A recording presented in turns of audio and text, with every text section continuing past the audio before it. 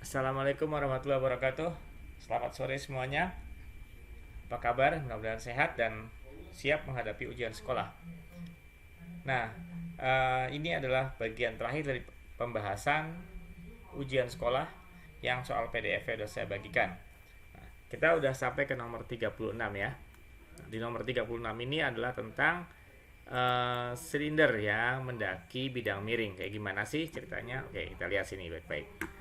Saya akan jelaskan dulu persoalannya ya.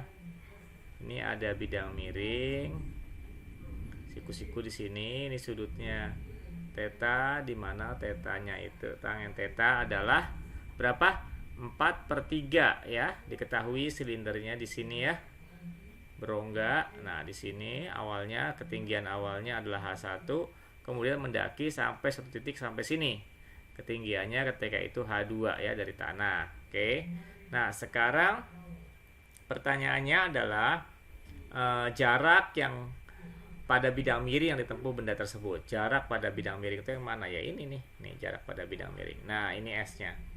Nah, kalau dari sudut maka kita ketahui tangen theta adalah ini H2 min H1 dibagi S. Ya kan? Kok S, maaf, bukan S. Dibagi ya ini apa X ya.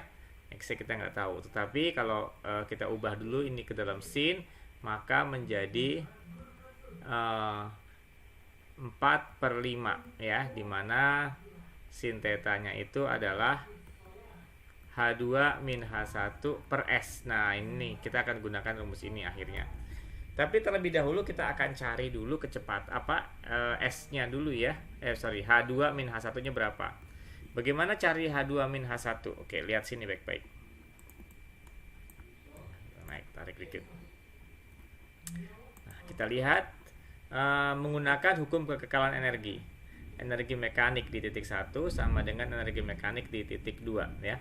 Di titik 1 itu ada energi kinetik dan energi potensial. Energi potensialnya mg H1, kemudian energi kinetiknya adalah kinetik translasi setengah mv kuadrat, ada kinetik rotasi setengah I omega kuadrat ya, I1. Kemudian di titik 2 ada mg H2 tambah energi kinetik translasi ini V1, ini setengah m V2 kuadrat tambah setengah I omega 2 kuadrat, kecepatan sudutnya. Nah, di sini semua mengandung faktor M sehingga M-nya bisa kita buang. Kita buang. Nah, ini kan ada M juga nanti ya. Nah, ada M juga, di sini ada M. Saya jabarkan dulu deh ya. Saya jabarkan dulu. Oke.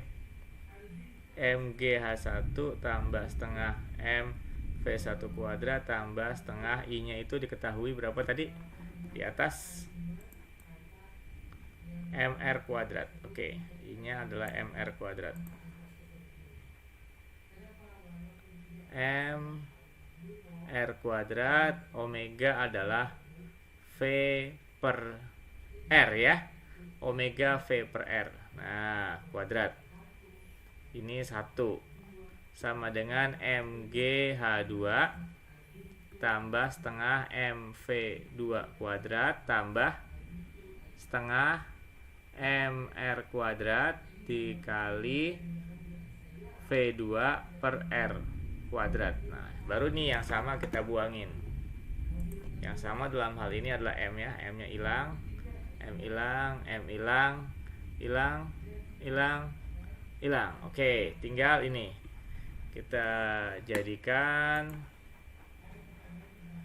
GH1 tambah setengah V1 kuadrat tambah apa nih?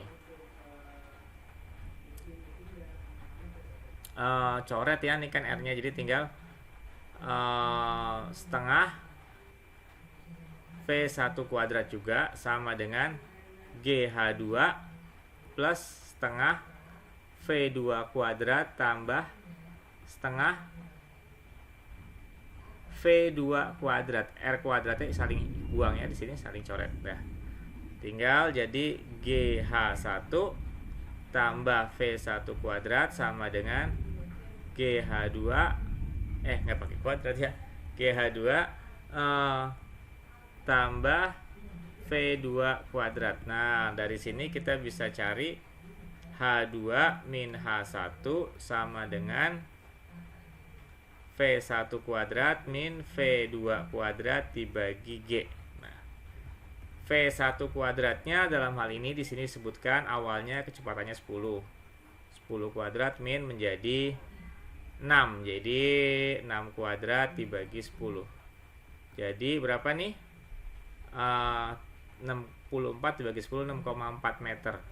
Nah, 6,4 kamu masukkan ke persamaan di sini. Nah, 6,4 kamu masukkan ke sini. Nah, ini. Ya.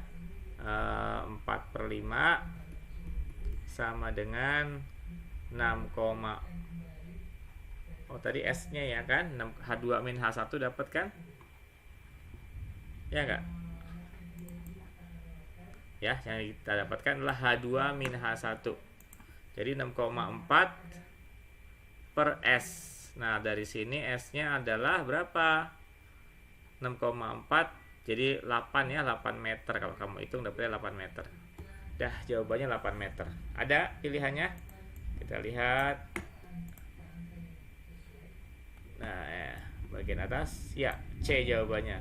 Jawabannya bukan E tapi C. Ya, ini dia. Oke. Bisa ya? Nah, berikutnya nomor 37. 37 bagaimana nih nomor 37? Nah, ini tentang hukum kekekalan momentum.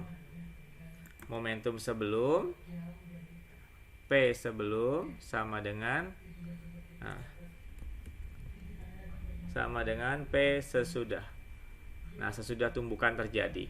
Sebelumnya berarti MA dikali VA tambah MB dikali VB. Setelah tumbukan maka menjadi MA VA aksen tambah MB VB aksen. Dengan cara atau ketentuan, kalau dia bergerak ke kanan tandanya positif, kalau dia bergerak ke kiri tandanya negatif.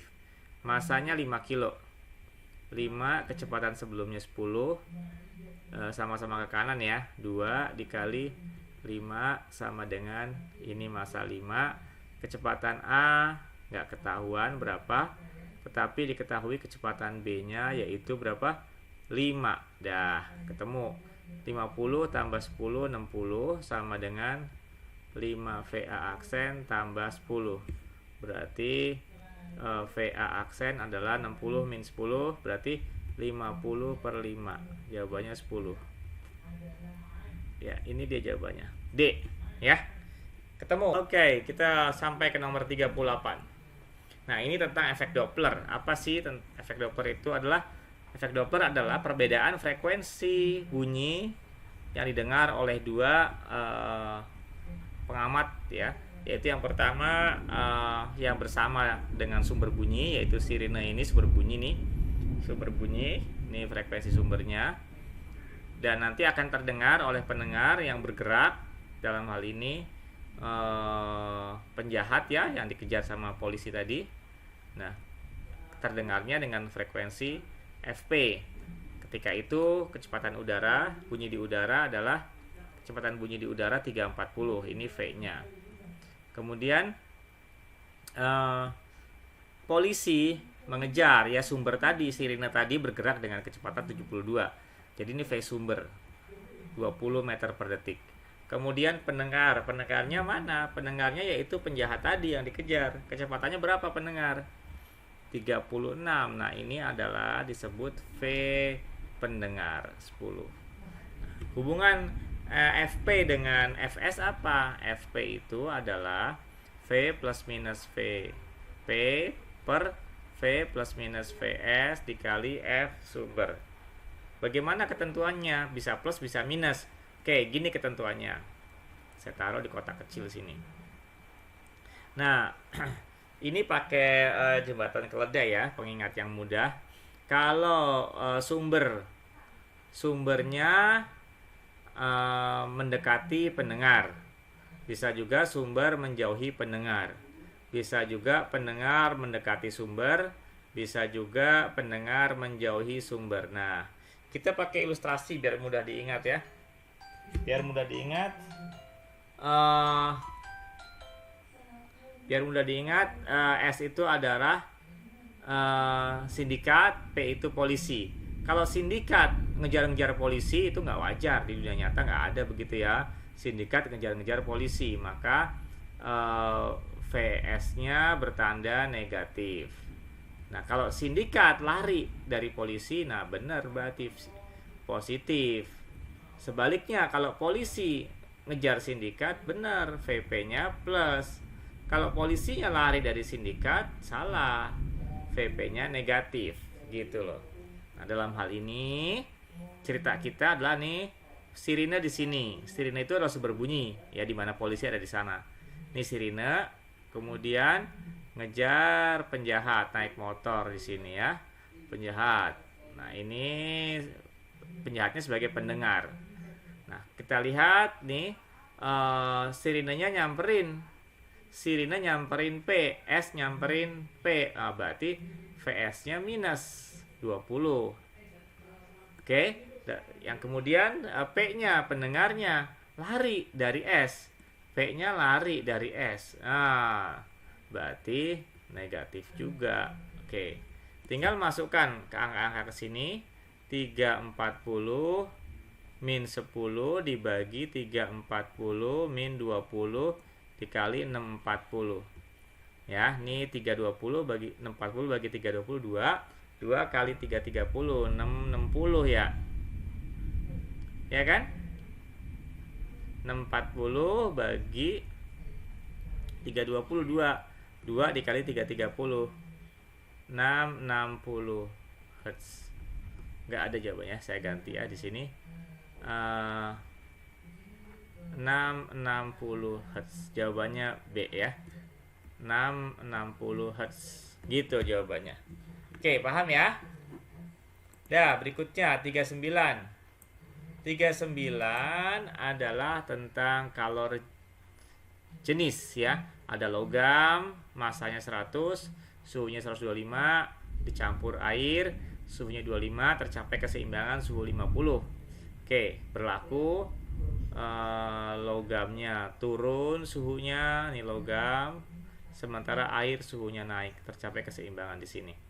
Kalau ini misalnya Q1, ini Q2 ya. Q1 kita bikin sama dengan Q2, ini air di sini. Oke. Airnya berarti masanya 1000 kg, 1000 gram ya. Jadi 1000 gram, oke, 1000, atau kalau di dalam dijadikan MKS jadi 1 kilo ya. C air itu 4200, dikasih tahu ya, joule per kilogram derajat Celcius, dikali delta T nya adalah seimbangnya 50, awalnya 25, berarti 50 kurang 25. Sementara yang logam 0,1 dulu masanya, C nya kita cari tahu berapa, suhunya 125 kurang 50 ya. Jadi 4200 dikali 25 sama dengan 0,1 C dikali 75. Nah, ini coret aja yang bisa dicoret.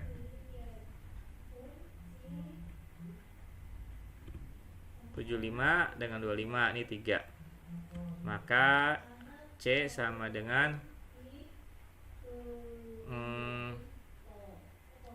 4200 dibagi berapa?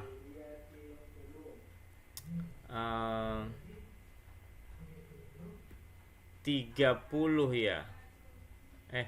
0,3 ya. Nah, 0,3. Jadi berapa? Punya hitung, kamu akan dapatkan 14.000.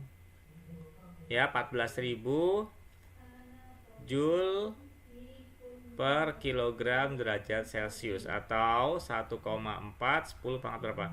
Tuh 2 3 4 pangkat 4. Nah, jawabannya gini. 1,4 kali 10 pangkat 4. Jawabannya D. Dah. Terus nomor terakhir 40 Gambar rangkaian listrik. Tegangan yang melintasi hambatan R4. R4 tuh ini. Tegangan.